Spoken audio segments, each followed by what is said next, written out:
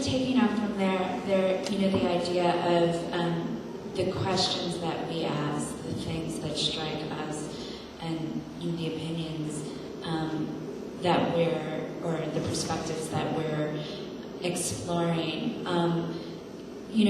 To us, the way that you've described it is, like posing it as a form of inquiry. And I think, though, that criticism is so often perceived as having the answers and fixing the perspective on a work of art or a body of work of art. And so my first question is, like, how do you foreground that it is in fact an inquiry? Anyone? Because I think about the fact that I changed my mind, and so maybe start from like, what happens when you change your mind? Well, I mean, there's certain forms that really lend themselves to that. If you follow the coverage of Wonderland on the SF MoMA blog, for instance, recently, I mean, the talking back review mode, where you have a chance to say something, 18 people jump all over you, you have a chance to rethink, and they all know more than you do about it, and have demonstrated that. And then you have a chance to kind of catch up with them and get your mind around that, and then re-respond in a way that maybe continues to defend your underlying misgiving, or at least the validity of posing some of the generative questions. I mean, to think of it as an inquiry is also, I mean, that's one way of thinking of it, but as a mode of investigation. Well, that's a personal satisfaction to investigate. But to converse and open up the investigation to scrutiny and response, and that happens in print media as well. I mean, the responses to Kenneth Baker's review of the Chihuly exhibition that then provoked, another round of, and I wish I'd thought of that, some of the people, that wrote to me called Chihuly, and basically reiterating. But the kind of conversational mode or the dialogical mode, I guess, is a little bit different than just an inquiry. And I think that I don't know, writing, I guess, and just the technique of just using questions or posing questions in the course, rather than always making statements, would be one way where that would be signaled, where you're inviting, literally or metaphorically some kind of response. So but yes, it has this bad rap of, somebody trying to figure it out and know it all and have the last word. That's historically accurate. I guess maybe that question was difficult for me in the sense of the term inquiry, because I don't know that it always is that. I think that to back up a little bit in terms of where criticism is, I would say, agree with Matt, a bit that especially in the Bay Area, where we don't have a lot of venues, especially, national venues. I don't want to write negatively about something that's here because not enough is written about here to begin with. So I feel like I don't change my mind to say that something is not worth looking at. And I think that a lot of what I like to do with my writing is to just make people look at it rather than say that it's one way or another. I don't view my opinion as being absolute at all, even though it's just a choice that is the most absolute thing. Maybe I'll question that at a certain point when, also knowing what editors will sort of respond to.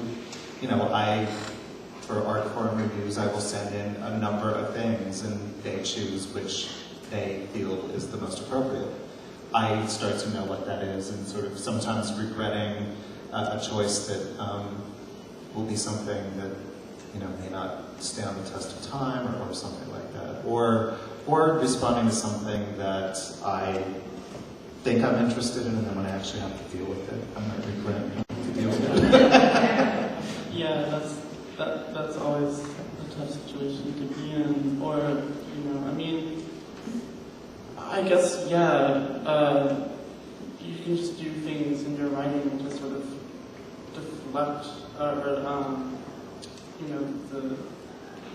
any sense that, this is like your final say. But yeah, I don't know, I guess at what point, do you still have like a critical voice? And this might just be another question to talk about later, but at what point, how do you sort of maintain a critical voice, but also like one that makes no claims of mastery? And I think I think this varies too, depending on the context, or, like what you're writing and where the piece is going to be published, I feel like maybe something in art form might, be seen as part of a larger debate rather than something that's just in the Bay Guardian, not to downplay the Bay Guardian, but I definitely like where you're published, I think can play a part in that. I want to raise another question, which is the notion of the difference, the distinction between. I guess I want to distinguish between. Talk about the distinction between advocacy and criticism, because that seems to be sort of something that's coming up really fast, and it is true in an area where you want to support the arts, you want to support the vitality of the arts, and you want to support maybe different models of different systems of circulation, different modes of practice than might be conventionally found in a very gallery-driven art culture, which the vitality of the Bay Area, I think, is in part due to the fact that the gallery culture in the traditional sense is a little bit anemic, which leaves some room for all of this other stuff to happen. Everybody doesn't have to aspire to that because it's not the only show in town. And the real waves seem to be made a lot of other places. And I feel personally very supportive of those initiatives and people who undertake to nurse them, including you and your collaborators and partners and the lab and a lot of the other artists whose work we're surrounded by.